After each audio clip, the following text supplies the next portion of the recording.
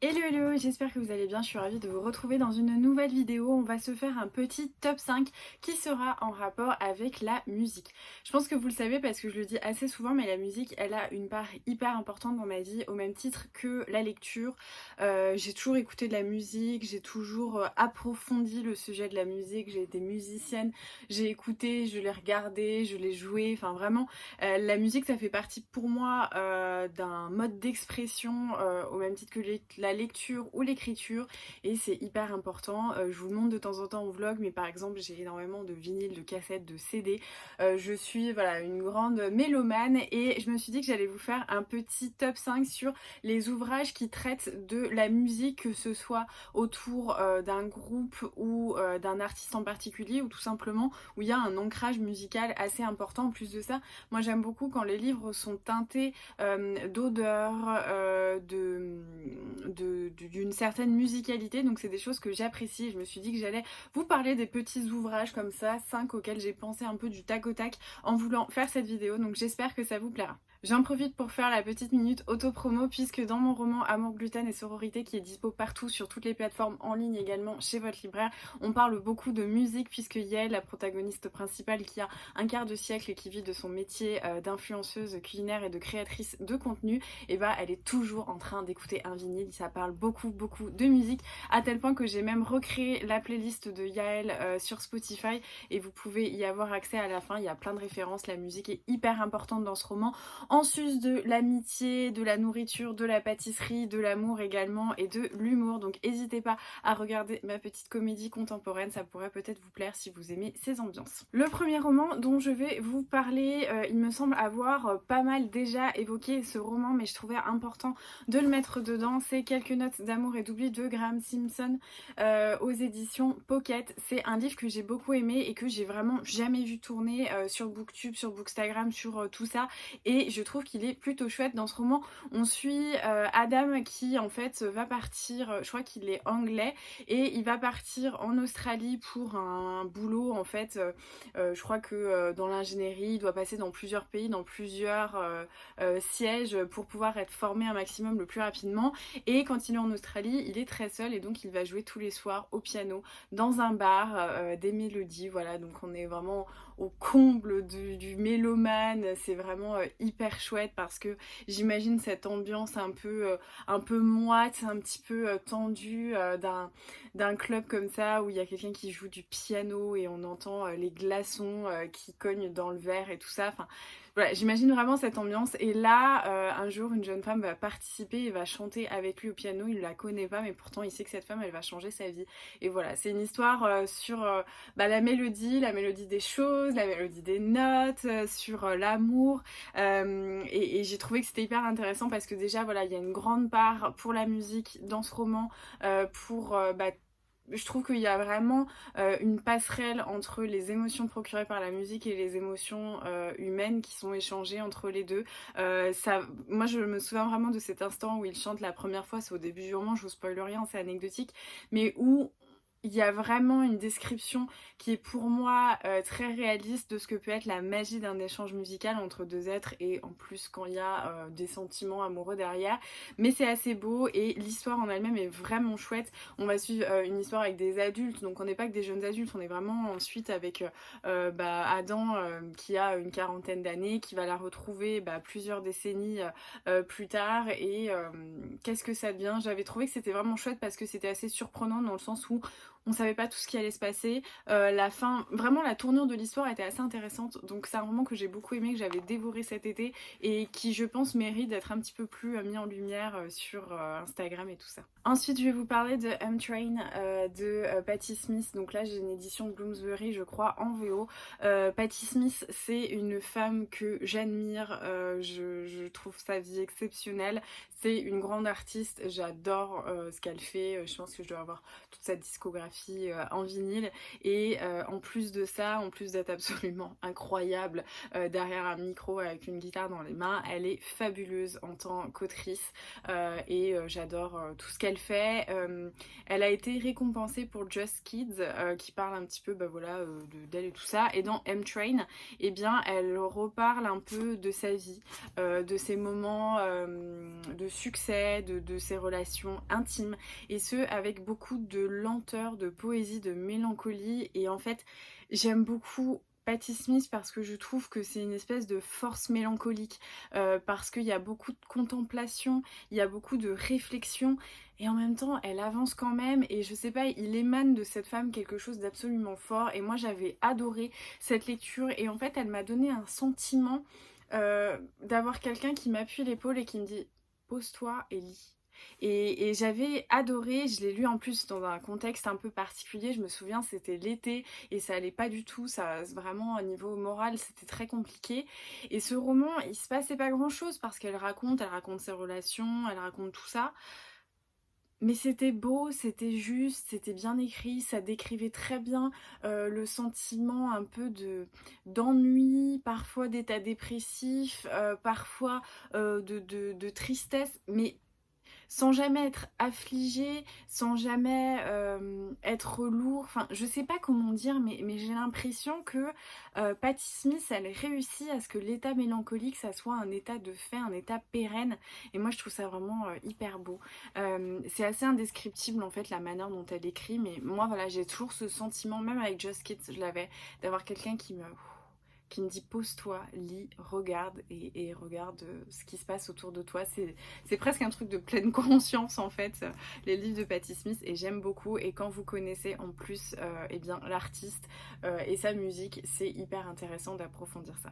Il était impossible pour moi de ne pas vous reparler de Daisy Jones and the Six de Taylor Jenkins Reid. Là j'ai une édition en VO, mais il est sorti en poche très récemment chez 10-18, ils ont fait une super couverture en plus de ça. Mais qu'est-ce que j'ai adoré ce roman, c'est vraiment génial.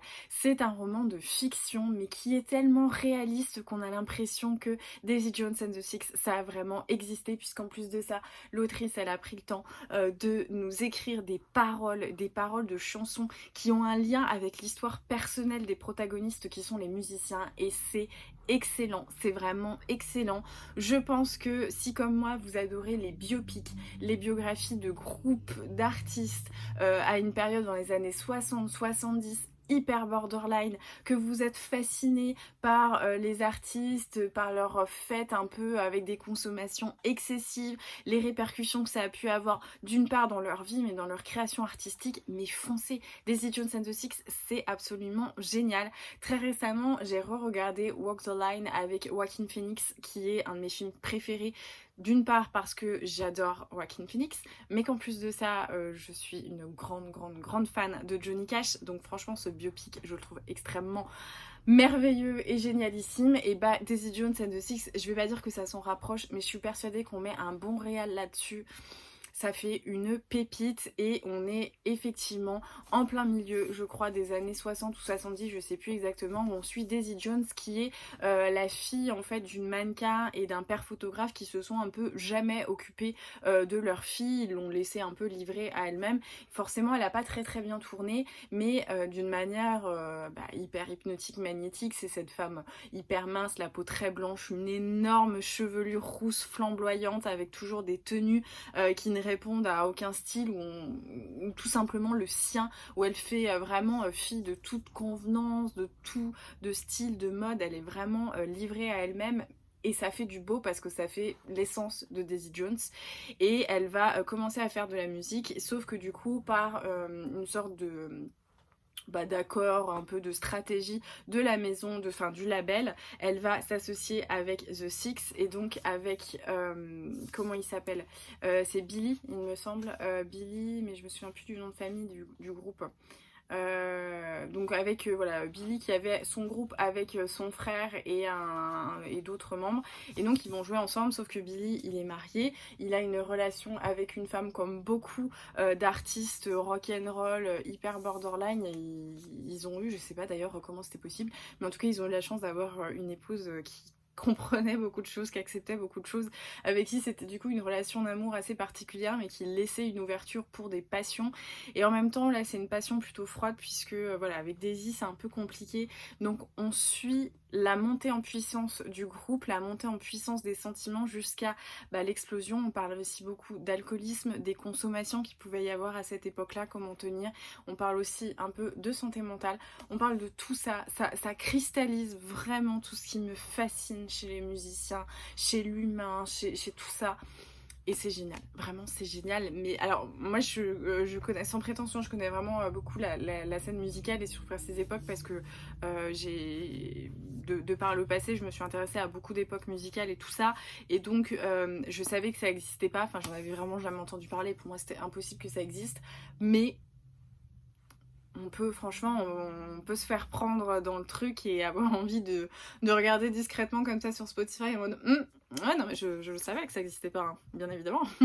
Mais en tout cas, je sais qu'il y avait certaines filles, notamment quand il est sorti aux États-Unis, qui avaient essayé de chercher, qui disaient mais ça n'existe pas, parce que vraiment c'est super bien fait, il y a toute une construction avec des paroles de chansons, avec des représentations dans des concerts et tout ça, mais vraiment c'est un livre incroyable, mais foncez si vous l'avez pas lu parce que il est génial. Je voulais vous parler ensuite de deux ouvrages graphiques que j'adore. Le premier, ça va être sur David Bowie et c'est par Maria S et Fran Ruiz. Alors Maria S, je pense que vous voyez qui c'est et que peut-être ça vous dit quelque chose, puisque je vous ai présenté plusieurs fois l'ouvrage de Frida Kahlo que j'avais trouvé vraiment magnifique. Et donc quand le livre sur Bowie est sorti, vraiment j'ai craqué et je l'avais demandé à mon anniversaire. C'est mon chéri qui me l'avait offert parce que je m'étais dit que Maria S plus David Bowie, ça ne pouvait qu'être magnifique. Et voilà, c'est le cas.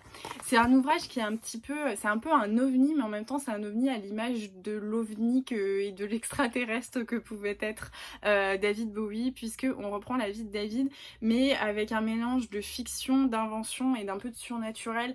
David Bowie, c'est quelqu'un qui a beaucoup raconté sa vie, mais il l'a fait de fiction en fait. Il y a beaucoup de choses où il a mystifié certains points de son histoire, et dans son art, on voit bien qu'il a exploré plusieurs facettes de lui-même avec Ziggy, avec tout ça.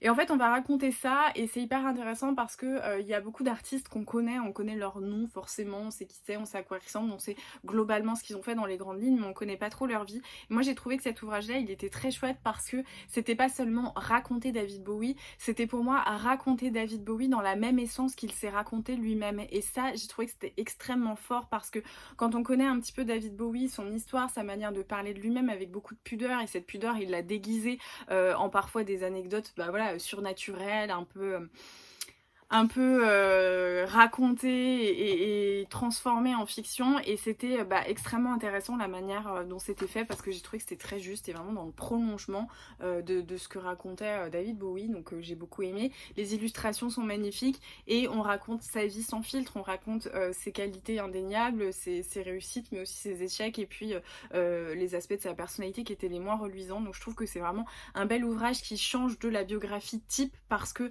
il y a un peu de fiction, un peu presque de fantastique là-dedans, mais c'est tellement à l'image de David Bowie que moi je trouve ça génial. Donc vraiment n'hésitez pas, c'est un ouvrage, je trouve, de toute façon tous les bouquins de Maria S pour moi c'est des trucs faciles à offrir, que ce soit sur Frida Kahlo. Je pense que même si on n'a pas une passion pour Frida Kahlo, c'est toujours chouette d'avoir de beaux ouvrages bien illustrés où il y a un travail de recherche documentaire, d'analyse, et surtout d'essayer de se rapprocher au mieux de l'essence du personnage qu'on raconte. Moi j'adore, je trouve que c'est des cadeaux, franchement vous me faites n'importe quel cadeau de Maria S, alors je crois qu'il m'en manque plus qu'un, ça doit être le plaisir, mais je suis comblée parce que visuellement c'est somptueux, et le contenu est à l'image en fait des illustrations. Donc vraiment, si vous aimez bien David Bowie et si vous avez envie d'en savoir plus, n'hésitez pas, parce que c'est une manière un peu différente d'en parler. Celle-ci c'est pareil, je vous en parle assez régulièrement, il me semble que je l'avais mis dans mon top 5 de mes graphiques préférés de l'année 2020, mais je pouvais pas ne pas le mettre parce que d'une part je suis fascinée par l'illustratrice et l'autrice qui pour moi est fait partie d'une des plus grandes dames que j'ai la chance d'avoir un peu dans ma génération et de pouvoir voilà, côtoyer de mon vivant toutes ses actions et tout ce qu'elle fait. Mais en plus de ça, son ouvrage est vraiment somptueux et c'est California Dreaming de Pénélope Bagieux qui raconte la vie de Mama Cass, qui était la chanteuse assez énigmatique, donc Elliot Cass de The Mamas and the Papas, et je pense que vous connaissez tous comment ça s'appelle, All the Leaves Are Brown. C'est la chanson un petit peu la plus connue de The Mamas and the Papas, mais bon, il y en a d'autres. Ils ont repris aussi Dream a Little Dream of Me qui est assez connu, et voilà, c'est pareil, tout ce que j'aime, c'est la naissance d'une grande diva, mais une naissance un peu particulière puisque Elliot Cass, c'était un sacré personnage.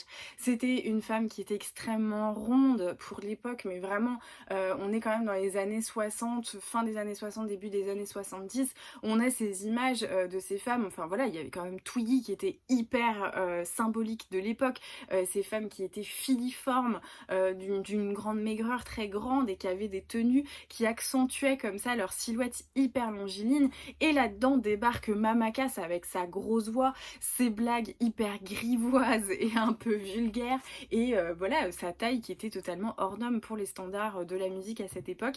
Et donc elle va vouloir percer dans le milieu puisqu'elle avait une voix qui était vraiment somptueuse, et donc les labels étaient un petit peu embêtés avec Mama Cass parce qu'elle prenait beaucoup de place voilà, pour son physique. Alors ils se disaient mais comment on va la mettre sur scène, c'est juste pas possible. Mais d'un autre côté, elle prenait aussi tout autant de place dans la radio avec sa voix et tout ça. Donc ils l'ont quand même mis malgré.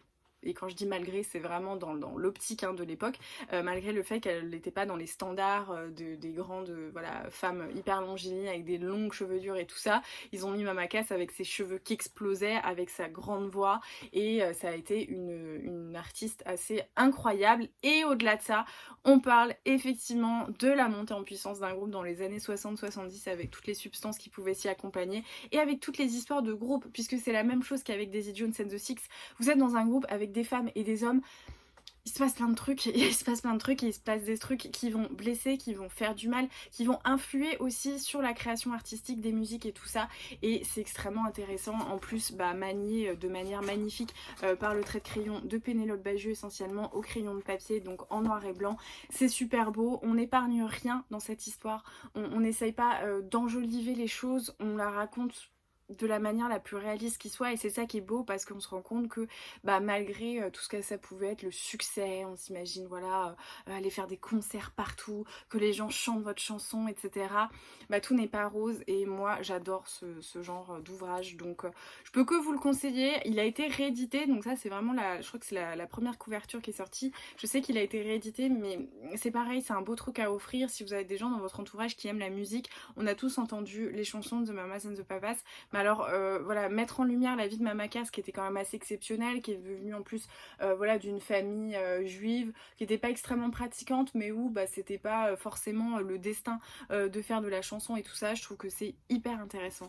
Donc n'hésitez pas à aller jeter un œil voilà, de cette BD de Pénélope Bagieux parce que c'est vraiment trop chouette. Voilà, j'espère que cette petite sélection vous aura plu et que vous aurez apprécié voilà, ce contenu. Je sais que vous êtes nombreuses à bien aimer le format des top 5 qui permet d'aborder un sujet et de vous parler voilà, de romans, de romans graphiques, etc. Donc n'hésitez pas à me dire et à me suggérer aussi dans les commentaires les top 5 que vous aimeriez bien voir ou entendre parler, ou je sais pas. Enfin n'hésitez pas à me faire des petites suggestions sur le contenu qui vous intéresserait dans ce style.